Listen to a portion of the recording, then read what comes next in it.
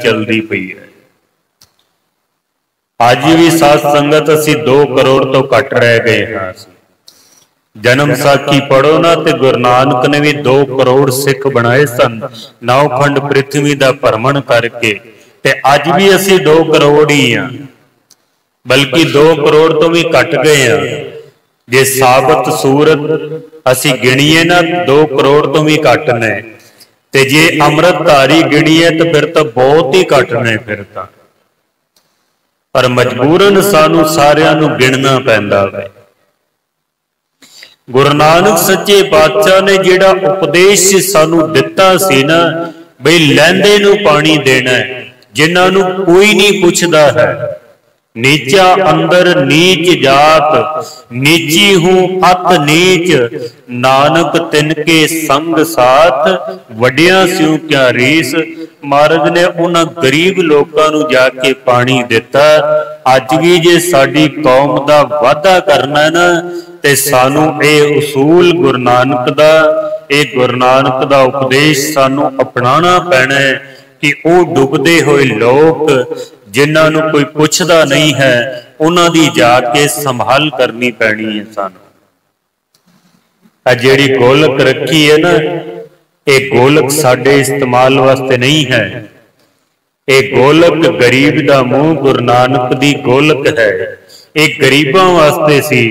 पर अज साडा पैसा गरीबां तक पहुंचदा ही नहीं है, बल्कि असीं ते देखदे हां गुरुद्वारियां दे विच एक गरीब बंदा सारा दिन झाड़ू मारदा रहे, पोचे लावे, भांडे मांजे, अथक सेवा करे। उस गरीब बंदे दा गुरुद्वारे दे अंदर नाम तक नहीं लिया जाता। कोई अमीर बंदा अपनी पाप दी कमाई दे विचों अगर 1000 रुपया गुरुद्वारे दे देना, असी उहदे नाम दे जकारे छड़दे हां, उहनूं सरोपे दिते जांदे ने। अज सानू मेहनत करनी पैनी है, उन्हां गरीबां दी संभाल करनी पैनी है, जे असी सिख पंथ दा वादा करना चाहते हाँ। नहीं तो दिन गिनती जिहड़ी है ना, दिनों दिन घटेगी, ये बहुत घटेगी। जिस दिन महाराज सच्चे पातशाह ने लैंदे नू पानी दिता, वो दिन भी विसाखी वाला दिन सी। जिस दिन गुरु नानक सच्चे पातशाह जी सुल्तानपुर दे विचों महाराज तुरदे ने, चलिया सोदन धरत लुकाई, सारी धरती नू शुद्ध करन वास्ते महाराज सच्चे पातशाह उपदेश देण वास्ते जिस वक्त महाराज निकलते ने ना, अपना घर बार छोड़ के दुनिया दे भले वास्ते, वो दिन भी विसाखी वाला दिन सी। क्योंकि 1699 दी विसाखी दी महाराज तैयारी करते पे। गुरु अमरदास महाराज सच्चे पातशाह ने गोइंदवाल साहब दे विच जदों बावली बनाई ना, जिस बावली ते तुसी हुण दर्शन करदे हो, जिहदे उत्ते 6 हरटां लगियां होईयां ने, उस बावली का जदों महाराज ने निर्माण किया ना, तो जदों खुदाई चल रही सी उहदे विच थल्ले उसदे पत्थर आ गए सन बहुत सारे, जिन्हों पत्थरां दा कड़ किया जाता है। पानी एक बूंद नहीं निकलिया। सारे सिखां ने जाके गुरु अमरदास महाराज सच्चे पातशाह नूं बेनती की कि सच्चे पातशाह हुण तां थल्ले पत्थर आ गए ने, चट्टाना बहुत सारियां आ गई ने, पानी निकलना बड़ा मुश्किल काम है। महाराज ने एक सिख दे सिर ते हाथ रखिया, आख्या तू जाके ते छैनी हथौड़ा ला, अज ही पानी निकलेगा। और जिस दिन उस बावली साहब दे विच पानी निकलिया, वो दिन भी विसाखी वाला दिन से। सब तो वड्डी पिट जिहड़ी मन्नी जाती है ना, पानी दी मन्नी जाती है। मैं अपनी अखां नाल देखिया राजस्थान दे विच जदों कोई उच्ची जात वाले खूह दे उत्ते पानी भरदे सन ना, तो नीवी जात वालियां नूं दूर खलोना पैंदा सी, बड़ी दूर खलोंदे सन। वो पानी भर के चले जाते सन, ते फिर वो उपर चढ़ के ते पानी भरिया करते सन। गुरु अमरदास महाराज सच्चे पातशाह ने ऐलान कर दिता, असी जो ये बावली साहब बनाई है ना, इहदे उत्ते चारों मजहबां दे लोग, चारों दिशावां दे लोग किसी भी वक्त आके पानी भर सकते हैं, पानी पी सकते हैं, इशनान कर सकते हैं। वो दिन विसाखी वाला दिन सी, क्योंकि विसाखी की तैयारी चलती पई है, खालसा पंथ की तैयारी चलती पई है, सिख बनाने की तैयारी चलती पई है। वो दिन भी विसाखी वाला दिन सी। गुरु अर्जन देव महाराज का जिस दिन प्रकाश होया ना, वो दिन भी विसाखी वाला दिन सी। कितने दिन हो गए ने विसाखी दे? गुरु नानक सच्चे पातशाह जी तो लैके विसाखी तक तैयारी चलती पई है। बड़ा लंबा चौड़ा इतिहास है। गुरु गोबिंद सिंह महाराज सच्चे पातशाह जी तक आंदियां आंदियां सतगुरां ने जब देख लिया भी हुण सिख कंप्लीट मुकम्मल बनन वास्ते तैयार है, महाराज ने फिर चिट्ठियां लिखियां ने सारे पासे। इस बार जो विसाखी आउनी है ना, 1699 की विसाखी, जितने मसंद सन और जितने खास सेवक सन, उन्हां सारियां दे हत्थां दे विच महाराज ने अपना सिग्नेचर कीती हुई चिट्ठी लिख के दिती है। जो भी जिधरे कोई गुरु नानक नाम लेवा रहिंदा है ना, विसाखी तो पहले पहले वो आनंदपुर साहब की धरती दे उत्ते पहुंच जावे, क्योंकि महाराज सच्चे पातशाह जी ने अमृतपान कराना है ते तैयारी चलती पई है। साडा इतिहास कहता है कि 80,000 के करीब लोग पहुंचे सन आनंदपुर साहब की धरती पे। 80,000 लोग केसगढ़ साहब की धरती दे उत्ते महाराज ने एक बहुत बड़ा पंडाल लाया। उस पंडाल दे 3 दरवाजे रखे गए। एक महाराज ने स्टेज बनाई है, बहुत वड्डी स्टेज। उस स्टेज के सज्जे पासे दे उत्ते महाराज ने कनातां ला के ते एक कमरा बनाया, जिन्हों असीं कह सकते हैं भी बंद कमरा। सिख इतिहास दे विच 5 पड़दे ऐसे ने जिन्हां बारे असीं कुछ नहीं जानते। 5 पड़दे ने ऐसे, क्योंकि जो अमृतपान कराया गया ना, जेड़े 5 सिखां ने अपने शीश भेट कीते ने, वो 5 प्यारियां ने पड़दे दे अंदर भेट कीते ने। शायद तुसीं ये गल कदी सुनी नहीं होनी। 5 पड़दे ऐसे ने जिन्हां बारे असीं कुछ नहीं जानते हाँ सिख इतिहास में। गुरु नानक सच्चे पातशाह वेई नदी दे विच प्रवेश करते ने, 3 दिन तक महाराज अलोप रहिंदे। सारी दुनिया ने कह दिता सी गुरु नानक डुब गए ने। बेबे नानकी जी ने आख्या, जेड़ा दुनिया नूं तारन वास्ते आया ना, वो आप किवें डुब सकदा है। केवल भैण बेबे नानकी जी दा विश्वास सी। 3 दिन बाद महाराज प्रगट होंदे ने, पर 3 दिन तक सतगुरु किथे रहे ने और उन्होंने की कीता, एक कोई नहीं जानता है। एक पहला पर्दा है। दूसरा पर्दा, गुरु नानक सच्चे पातशाह जदों पीर दस्तगीर दे कोल पहुंचे ने, ते महाराज ने जदों क्या ना भी पाताला पाताल लख आगासा आगास, ओढ़क ओढ़क पाल थके, वेद कहन एक बात, धरती होर परे होर एक धरती नहीं है, बहुत सारिया धरतियां ने। जदों ये गल महाराज ने कही ना, तो पीर दस्तगीर जिहड़ा सी वो बड़ा औखा होया।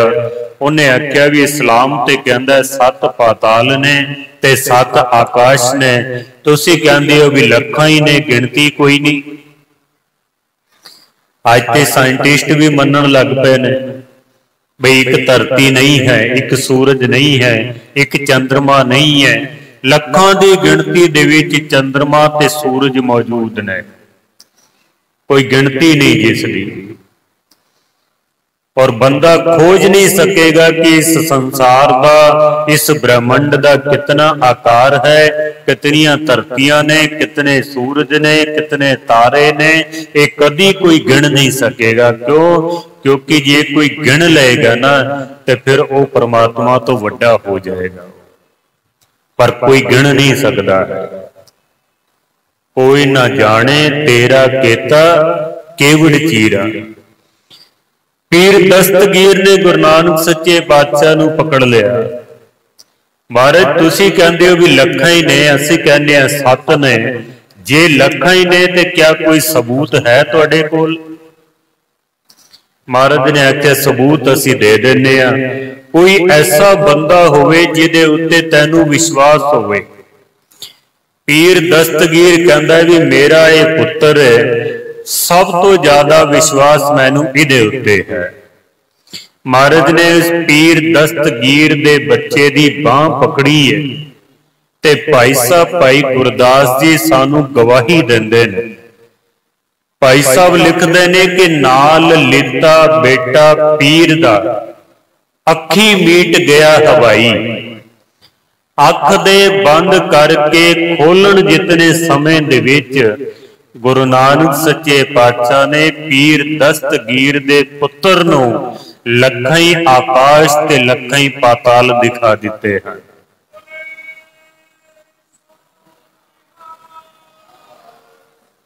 सिर्फ अख बंद करके खोलण जितने समय दे विच। ते महाराज ने आख्या किधरे ऐसा ना होवे भी विश्वास ना करे तो किसी धरती दे उत्ते ना गुरुद्वारे दे विच सतसंगत चलदी पई। कड़ा प्रसाद की देग वरताई जा रही सी। गुरु नानक सच्चे पातशाह भर कचकोल प्रसाद दा तुरो दरगाहों लई कड़ाई। महाराज कड़ा प्रसाद भी नाल लैके आए ते पीर दस्तगीर दे पुत्र नूं आख्या दस अपने पिता नूं वे तू कितने पाताल ते कितने आकाश देख के आया। उन्हें आख्या पिता जी कोई गिनती नहीं है, मैं कितने देख के आया। हुण अख बंद करके खोलण जितने समय दे विच की घटना वापरी है कोई कुछ नहीं जानता है। ये दूसरा पड़दा है। तीसरा पड़दा करतारपुर साहब दे विच जिस वक्त गुरु नानक सच्चे पातशाह जी ज्योति जोत समांदे ने, महाराज ने जपजी साहब का पाठ किया, मुख दे उत्ते अपने चद्दर लई ते जदों सतगुर ज्योति जोत समा जांदे ना तुहानूं पता है फिर विवाद हो जाता है। हिंदू कहंदे ने साडा गुरु है, मुसलमान कहंदे ने साडा पीर है, ते किसे सियाणे ने आख्या भी चद्दर चुक के तो देखो थल्ले की है, लड़ाई बाद विच कर लेना। ते जिस वक्त चद्दर चुकी गई ना तो थल्लों केवल 2 फुल निकले सन गुलाब दे, बस और कुछ नहीं निकलिया। 2 फुल निकले ने। कवि संतोख सिंह कहते ने कि गुरु नानक दा ये उपदेश सी कि जे गुरु नानक नूं लभदे हो ना ते गुरु नानक किधरे मड़ियां दे विच नहीं है, मसाणा दे विच नहीं है, पत्थरां दे विच नहीं है, गुरु नानक जंगलां दे विच नहीं है। अगर गुरु नानक नूं लभना है तो गुरु नानक केवल सतसंगत दे विच है। बाबा मड़ी ना गोड़ गुरु अंगद के हिये माहे, उन सतसंगत और निस दिन बसबो मैं करूं। गुरु नानक नूं लभना ते सतसंगत दे विचों मिलेगा और किधरों नहीं मिलना। उस चद्दर दे थल्ले की वापरिया है, गुरु नानक पातशाह किथे गए ने, किवें गए ने, कोई नहीं जानता। ये साडे इतिहास का तीसरा पड़दा है। चौथा पड़दा गुरु गोबिंद सिंह महाराज सच्चे पातशाह ने जदों अमृतपान कराया ना केसगढ़ साहब की धरती दे उत्ते, जदों 5 प्यारियां ने अपने शीस भेंट कीते ने, साडा इतिहास कहता है कि महाराज बांह पकड़ के ते उस पड़दे दे अंदर लै जांदे सन। हुण अंदर उसदे की होया, केड़ी अंदर घटना वापरी है, ਪੰਜ ਪਿਆਰੇ ਸਾਹਿਬਾਨ ਗੁਰੂ ਗੋਬਿੰਦ ਸਿੰਘ ਮਹਾਰਾਜ ਦੇ ਸੰਸਾਰ ਤੋਂ ਚਲੇ ਜਾਣ ਤੋਂ ਬਾਅਦ ਵੀ ਰਹੇ ਨੇ। 1708 ਦੇ ਵਿੱਚ ਗੁਰੂ ਗੋਬਿੰਦ ਸਿੰਘ ਮਹਾਰਾਜ ਜੋਤੀ ਜੋਤ ਸਮਾ ਜਾਂਦੇ ਨੇ। 1699 ਦੀ ਵਿਸਾਖੀ ਨੂੰ ਪੰਜਾਂ ਪਿਆਰਿਆਂ ਦੀ ਸਾਜਨਾ ਹੁੰਦੀ ਹੈ, ਪਰ ਕਿਸੇ ਵੀ ਪੰਜਾਂ ਪਿਆਰਿਆਂ ਵਿੱਚੋਂ ਇੱਕ ਪਿਆਰੇ ਨੇ ਕਦੀ ਵੀ ਇਹ ਗੱਲ ਨਹੀਂ ਕਹੀ ਕਿ ਉਸ ਪਰਦੇ ਦੇ ਅੰਦਰ ਸਾਡੇ ਨਾਲ ਕੀ ਵਾਪਰੀ ਹੈ, ਕੀ ਹੋਇਆ ਹੈ। ਕਿਸੇ ਨੇ ਕੋਈ ਗੱਲ ਨਹੀਂ ਦੱਸੀ ਹੈ। ਇਹ ਚੌਥਾ ਪਰਦਾ ਹੈ। ਪੰਜਵਾਂ ਪਰਦਾ ਗੁਰੂ ਗੋਬਿੰਦ ਸਿੰਘ ਮਹਾਰਾਜ ਸੱਚੇ ਪਾਤਸ਼ਾਹ ਨੂੰ ਜਦੋਂ ਕਟਾਰ ਦਾ ਵਾਰ ਲੱਗਦਾ ਵੇ ਤੇ ਮਹਾਰਾਜ ਸੱਚੇ ਪਾਤਸ਼ਾਹ ਜੀ ਜਦੋਂ ਖਾਲਸੇ ਪੰਥ ਨੂੰ ਗੁਰੂ ਗ੍ਰੰਥ ਸਾਹਿਬ ਮਹਾਰਾਜ ਦੇ ਲੜ ਲਾ ਦਿੰਦੇ ਨੇ, आज्ञा पई अकाल की तबे चलायो पंथ, सब सिखन को हुक्म है गुरु मान्यो ग्रंथ। गुरु ग्रंथ साहब महाराज दे लड़ ला के गुरु गोबिंद सिंह महाराज ने एक कनाता दी वाड़ लवाई है और उस दे अंदर एक चिखा बनाई। खालसा पंथ नूं फतेह बुलाण तो बाद गुरु गोबिंद सिंह महाराज घोड़े समेत उस पर्दे दे अंदर प्रवेश कर जाते ने। फिर अंदरों अग निकलती है, लाटां निकलदियां न, पर उस पर्दे दे अंदर की होया है ये कोई नहीं जानता है। कई बारी ना साडे विद्वान कई तरह के अंदाजे लाने शुरू कर देंदे ने, उत्थे ऐ होया उत्थे ओ होया। ਗਿਆਨੀ ਸੰਤ ਸਿੰਘ जी ਮਸਕੀਨ साहब जो साडे उस्ताद सन, बड़े लोग उन्हां कोलों सवाल पुछदे सन कि जदों पंजां प्यारियां दी साजना कीती गई, क्या महाराज ने सीस कट्टे सन या नहीं कट्टे सन, बकरे कट्टे सन कि मनुखां दे सिर कट्टे सन। किसी ने लिखिया कद्दू कट्टे गए ने, ते मस्कीन साहब जी का एको ही जवाब होया करदा सी। मस्कीन जी कहंदे ने जे गुरु ने पर्दा पाया ना ते सिख दा काम है कि उस गल नूं पर्दे च ही रहन देन, उस पर्दे नूं खोलन दी जरूरत ना करन। मस्कीन साहब जी ये जवाब दिया करदे सन। सानू भी ये गुरु दे जो कीता होया कारनामा है ना, उस दे उत्ते सानू फुल चढ़ाने चाहिए ने। क्यों असी इन्हां पर्दियां नूं खोलण दे पिछे लगे होए हां? और यही कारण कि अज संगतां दे विच कई तरह की कंट्रोवर्सी, कई तरह के वाद विवाद अज पैदा हो रहे ने। क्यों असी पर्दे खोलण की कोशिश कर रहे हां? तीन दरवाजे जिहड़े महाराज सच्चे पातशाह जी ने बनाए सन, उन्हां तिन्ने दरवाजियां दे उत्ते अज वखरियां वखरियां गुरबाणी दीयां पंक्तियां लिखियां ने। सिख भी देख के हैरान भी, अगे तो इस तरह कभी लिखिया नहीं। अज पता नहीं क्यों ये बोर्ड लगे हुए ने, पंक्तियां लिखियां ने उपर। जिहड़ा सब तो पहला दरवाजा सी ना, उहदे उत्ते पंक्ति लिखी हुई है कि जो तो प्रेम खिलन का चाओ, सिर धर तली गली मेरी आओ, इत मार्ग पैर तरीजे, सिर दीजे कान ना कीजे। भाई जे मेरे को आए हो ना तो महाराज कहने ने सीस अपना तली ते रख के आया। दूसरा जिहड़ा दरवाजा है, उस दरवाजे दे उत्ते लिखिया होया कि कबीर मरता मरता जग मुआ, मर भी न जाने कोई, ऐसी मरनी जो मरे बहुर न मर।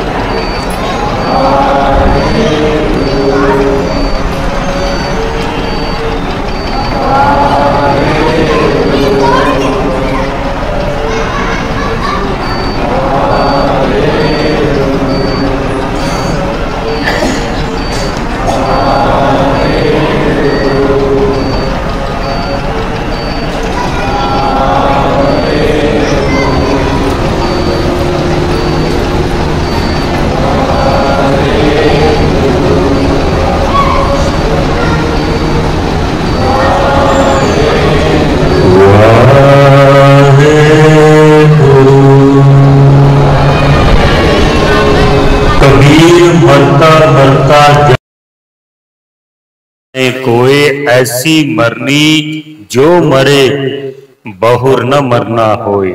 ऐसी मरनी जो मरे, एक ऐसी मरनी भी है जिहदे मरण तो बाद कदी बंदे दा मरण नहीं होता। महाराज ने दूसरे दरवाजे दे उत्ते पंक्ति लिखी हुई है। तीसरे दरवाजे दे उत्ते लिखिया होया कि सूरा सो पहचानिए जो लड़े दीन के हेत, पुरजा पुरजा कट मरे कबू न छाड़े खेत। ये तीन पंक्तियां उत्ते लिखिया हुई ने। 80,000 की गिणती दे विच संगत बैठी हुई है। आसा दीवार दे कीर्तन तो बाद श्री गुरु गोबिंद सिंह महाराज सच्चे पातशाह जी दे चेहरे दे उत्ते अज एक अजीमुल शान एक जलाल है। सारी संगत भी देख के हैरान, ते महाराज ने खड़े होके कृपान अपनी म्यान दे विचों बाहर कढ़ के सारी संगत नूं संबोधन करके ते महाराज ने आख्या एक सीस दी लोड़ है। अज सानू एक सीस चाहिदा है। आद काल तो अमृत की खोज की जाती है। सुर नर मुन जन अमृत खोजदे सो अमृत गुर ते पाया। आद काल तो मनुख अमृत की खोज करती पई है, पर साडे उत्ते गुरु ने कृपा की कि अपने हत्थां दे नाल खुद अमृत तैयार करके ते अपने सिखां नूं छकाया है। बाकी विचार फिर कल आप जी दे सन्मुख रखांगे। भाई साहब जी पहुंच चुके ने, बड़े सुरीले कीर्तनीय ने, उन्हां पासों आपां कीर्तन सरवण करिए और यके बाद दीगरे एक तो बाद एक जो पंजा प्यारियां ने अपने शीस भेंट कीते ने।